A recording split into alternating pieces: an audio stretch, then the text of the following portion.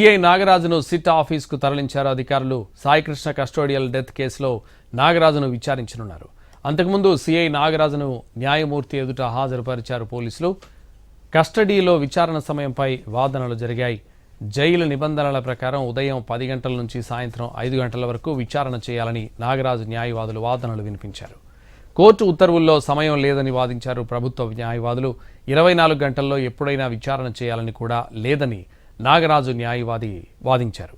అయితే జైలు సమయం నిబంధనల ప్రకారం ఉదయం 10 నుంచి సాయంత్రం 5 వరకు విచారణ చేస్తామని సిట్ అధికారులు తెలిపారు. 5 గంటల తర్వాత సిట్ కార్యాలయంలో నాగరాజును ఉంచేందుకు గదిని కేటాయిస్తామని కోర్టుకు ప్రభుత్వం తెలిపింది. భద్రతపై హామీ ఇస్తారా అని నాగరాజు న్యాయవాది వాదించారు. కస్టడీ పూర్తయ్యాక వచ్చే నెల 5న సాయంత్రం కోర్టులో హాజరుపరుస్తామని న్యాయమూర్తికి తెలిపారు సిట్ న్యాయవాది. సిఐ నాగరాజును సిట్ ఆఫీసుకు తరలించారు అధికారులు. సాయికృష్ణ కస్టోడియల్ డెత్ కేసులో నాగరాజును విచారించనున్నారు. ఇదే విషయానికి సంబంధించి మరింత సమాచారం మా ప్రతినిధి శ్రీకాంత్ లైవ్లో అందిస్తారు. శ్రీకాంత్,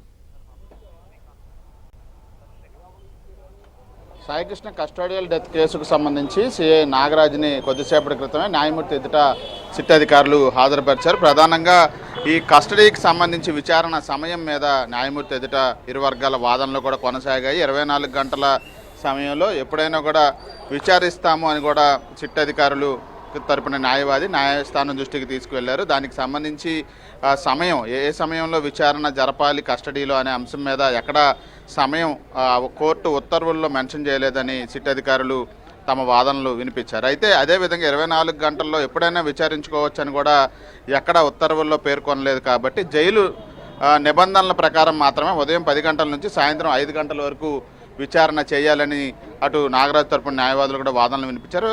చివరికి ఉదయం 10 గంటల నుంచి సాయంత్రం 5 గంటల వరకు విచారించడానికి సిట్ అధికారులు అంగీకరించారు. విచారణ అనంతరం 5 గంటల తర్వాత ఏదైతే సిట్ కార్యాలయంలోనే ఆయనకి ఉండటానికి కూడా ఏర్పాట్లు చేస్తాము. భద్రతకు సంబంధించి కూడా న్యాయవాదులు ప్రశ్నించారు నాగరాజు తరపున. దానికి సంబంధించి భద్రత కూడా ఎటువంటి ఇబ్బంది లేకుండా కల్పిస్తామని సిట్ అధికారులు కూడా న్యాయమూర్తికి కూడా తెలిపిన నేపథ్యంలో వచ్చే నెల 5వ తారీఖు సాయంత్రం వరకు కస్టడీలో విచారణ కొనసాగిస్తాము. ఆ తర్వాత 5వ తారీఖున న్యాయమూర్తి ఎదుట తిరిగి సిఐ నాగరాజుని హాజరుపరుస్తామని సిట్ అధికారులు న్యాయస్థానం దృష్టికి తీసుకెళ్లడం కూడా జరిగింది.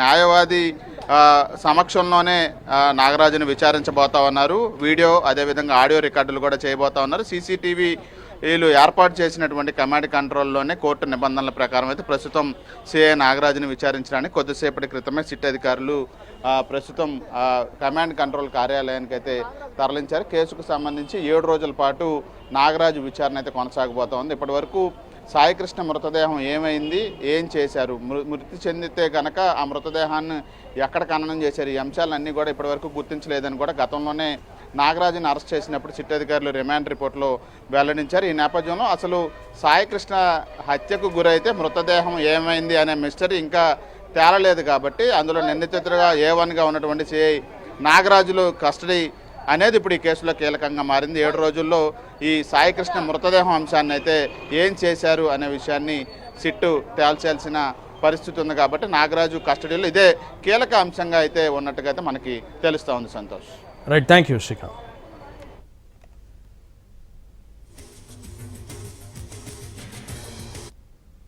సార్, గౌరవ సుప్రీంకోర్టు వారు ఆర్డర్స్ ఇచ్చారు కస్టడీలో విచారించమని. దాని సందర్భంగా ఈరోజు కోర్టు ముందు హాజరుపరిచి కమాండ్ కంట్రోల్ రూమ్కి ఇంటరాగేషన్ నిమిత్తం తీసుకుని వెళ్ళారు సార్. ఇది గౌరవ సుప్రీంకోర్టు ఆర్డర్స్ ప్రకారం జరుగుతుంది సార్. అది ఏంటంటే వాళ్ళు ఫెయిర్ ఇన్వెస్టిగేషన్ చేయాలన్న ఉద్దేశం ఉంటే లోయర్ కోర్టు ఆర్డర్నే వాళ్ళు ఒబ్లైజ్ చేసేవాళ్ళు.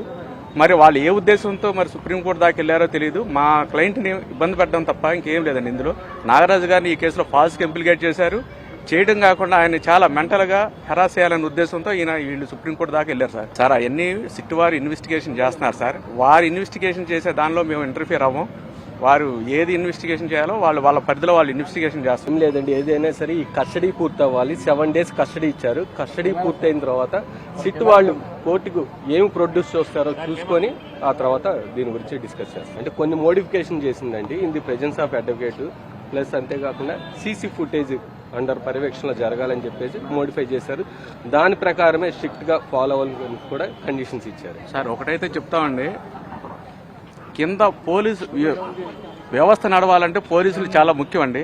ఇందులో వీళ్ళు పోలీసుల ఆత్మస్థైర్యాన్ని మాత్రం దెబ్బతీస్తున్నారు. పొలిటికల్ గా కానీ ఏదైనా కానీ సమాంతరంగా వీళ్ళందరూ ఒక ప్యారలల్ ఇన్వెస్టిగేషన్ నడిపి మిగతా వాళ్ళందరూ కూడా సిట్టు వారు కాకుండా పోలీసుల ఆత్మస్థైర్యాన్ని దెబ్బతీస్తున్నారండి. ఇలా చేయడం వల్ల భవిష్యత్తులో ఎక్కడ కూడా ఏ పోలీసు కింద ఉన్న మెన్ ఎవరు కూడా డ్యూటీ చేయాలని చాలా భయపడతారు. స్వేచ్ఛగా ఎవరు కూడా డ్యూటీ చేయలేరు సార్. ఇది మాత్రం క్లియర్ గా చెప్తున్నాం. ఇది వాళ్ళ ఆత్మస్థైర్యాన్ని మాత్రం దెబ్బతీస్తున్నారు క్లియర్ గా. అది